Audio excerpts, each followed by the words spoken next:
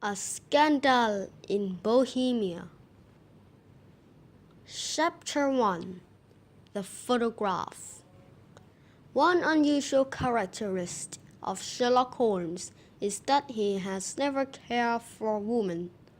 There was, perhaps, one woman who left a great impression on him. Her name was Irene Adler. Even though he did not love her, he never forgot her. However, I will not begin this story with her description. I will discuss some other important details first. After not having seen Holmes for quite some time, due to my marriage, I decided to call on him. Holmes welcomed me very warmly. "Watson, it's been such a long time. Come in, come in. It's lucky that you dropped by tonight. Take a look at this.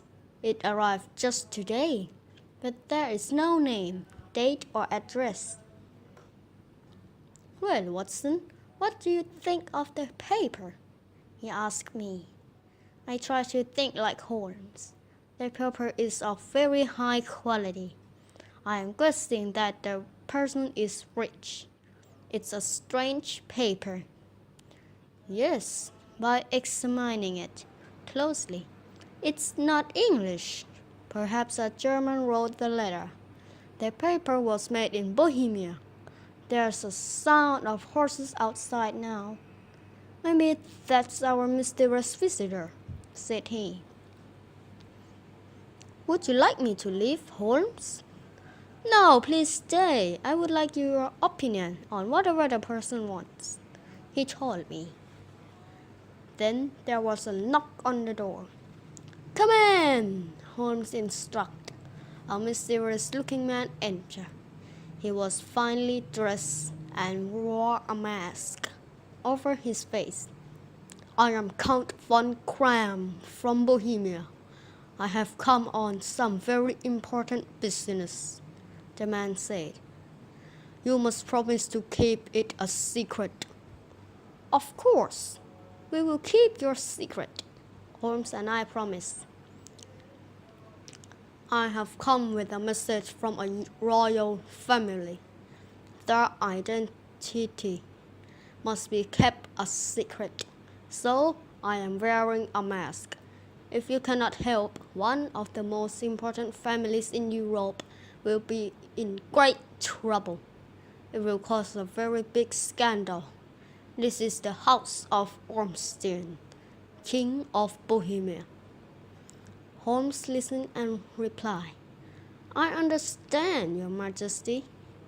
This shocked the man, who suddenly jumped up and pulled the mask from his face. "But how could you know that I am the king?"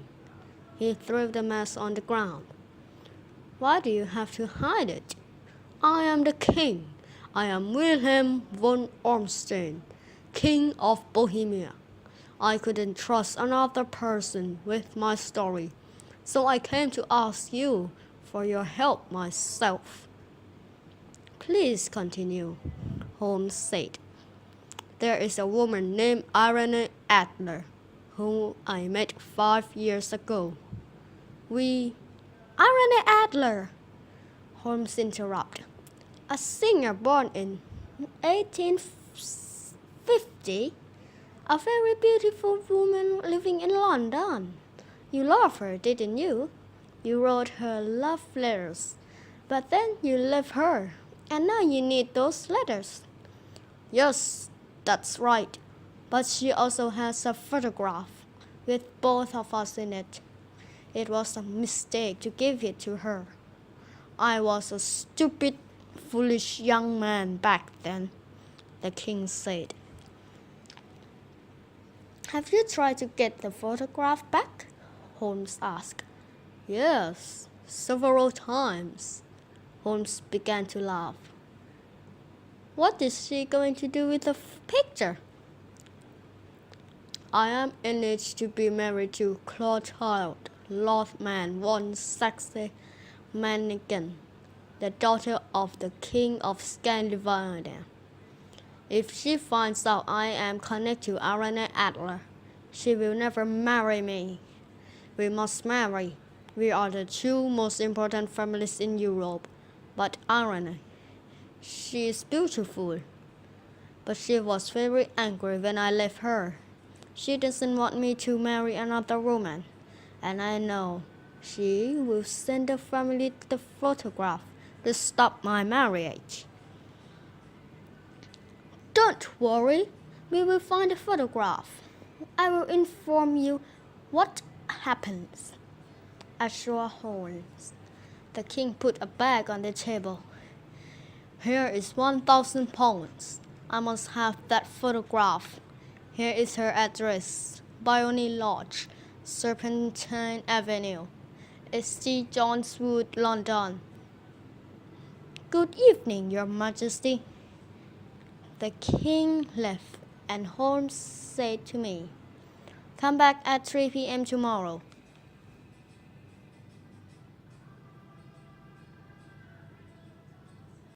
Chapter 2. Holmes gets outsmart. I arrived at Holmes' place. He was not there at 3, but at 4. A very strange servant entered the room. He looked old and dirty. But then I realized that it was Holmes. "What are you doing?" I asked. He was smiling and said, "Oh, Watson, today has been very interesting. Servants are always willing to talk. I have discovered so much outside Arne's house. The most interesting thing is her lawyer friend, Godfrey Norton. He happened to arrive while I was there. I watched him, but then he quickly left and took a taxi. She came out very soon after and followed in another taxi. I had to follow them, so I took a third taxi. They went to the church of St. Monica. I entered the church, and Norton called out to me, "Come here quickly." "What did you do?" I asked. I paid married them," he replied. "She married him? What is the next plan of action?" I asked again. "Well, tonight, Watson. Will you help me without asking any questions?" "Holmes, of course. I will help you." "We will go to her home at Bryony Lodge at 7 p.m. She will invite me into her home. I want you to wait outside the sitting room by the window. Keep this smoke stick with you while you wait. When you see my hand, throw it through the window. After you throw it into the room, shout, 'Fire!' There will be no fire. The room will simply fill up with smoke. After you do that, wait for me on the street corner." "All right, I can do all of that," I said.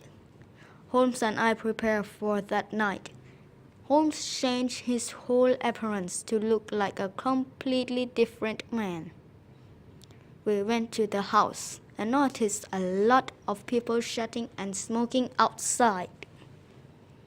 I am sure that the photograph is in her house. I don't think she would keep it in a place like a bank. I think that the king's men just don't know where to find it," Holmes said to me. "So then, how will you find it?" I asked. "I will wait for her to show me." As we were talking, a taxi arrived. Arne Norton stepped out. Just at that moment, a fight broke out among the men standing in front of her house. Arne was in the middle of it, getting pushed around. Holmes ran off to give her some assistance. He was helping her when he got hit. He fell to the ground and there was blood on his face. By this time, Irene had hurried away. She turned around and saw Holmes on the ground. "Is he injured?" she asked. "I think he's dead," said one person. "He's not dead. He's hurt," said another person. "Bring him into my home," Irene said. I saw all of this happen and went to wait outside the sitting room window. I watched what happened inside. Holmes held up his hand, and then I shouted, "Fire!" and the room very quickly filled with smoke. I went to wait for Holmes on the corner street, and Holmes appeared about 10 minutes later. "Did you get the photograph?" I asked. "No, but she showed me," he told me. "How did you manage that?" I asked. Holmes just laughed and said, "I paid those people to start a fight in the street. That got me into Irene's home. Then you throw the smoke stick into the room. When there is a fire, people always run to get their most valuable possessions. I watched as she ran to get her photograph. It's in her cupboard. We will go with the king to get it tomorrow." Holmes talked as we walked back to his home on Baker Street. We were walking to the front entrance of his house when a young man rushed past us and said, "Good evening, Mr. Sherlock Holmes." The voice was very familiar to Holmes. "Who is that voice? I can't put a face to it," Holmes said to me. We said good night to one another and agreed to meet the next day. In the morning, we went to Bayonne Lodge with the king. Our servant greeted us at the door and asked, "Are you Mr. Sherlock Holmes?" Holmes was very surprised, but said yes. "Mrs. Norton asked me to tell you that she and her husband left England this morning. They never planned to return." This new information left us all in great shock. "The photograph! Whatever will I do?" exclaimed the king. We all rushed past the servant into the sitting room. Holmes opened the cupboard. There was a photograph, but it was only for her alone. There was also a letter for Holmes. It read, "Dear Mr. Sherlock Holmes, you had a very good plan to get the photograph after the fire. I started to become suspicious. I had heard that the king had employed you to get the photograph back. Then I thought that it may have been you who started the fight and the fire. I dressed as a man and followed you back to your home on Baker Street, just to be certain. My husband and I quickly decided to leave England. I know what the king is worried about, the photograph. But please tell him that I will not use against him. I have married a better man than the king, and he is now free to marry the daughter of the king of Scandinavia. I am leaving this other photograph of me instead, which he may take. Mrs. Irene Norton." "She is a very clever woman," cried Holmes. "Yes, I should have married her after all," declared the king. Holmes looked very serious. "Your Majesty, unfortunately, I have failed in my attempt to retrieve your photograph. I am very sorry. Irene has promised in this letter never to use the photograph against me. I trust her promise. I am free to marry the Princess of Scandinavia now. I am very grateful for what you have done," the king told Holmes. "There is one thing I would like," said Holmes. "Yes, Mr. Holmes, what can I do for you?" "I would like the photograph of the only woman who has outsmarted me, he told the king. Yes, you may have it. So Holmes took the photograph and the king married Clotilde Lothaman von Saxe-Meiningen.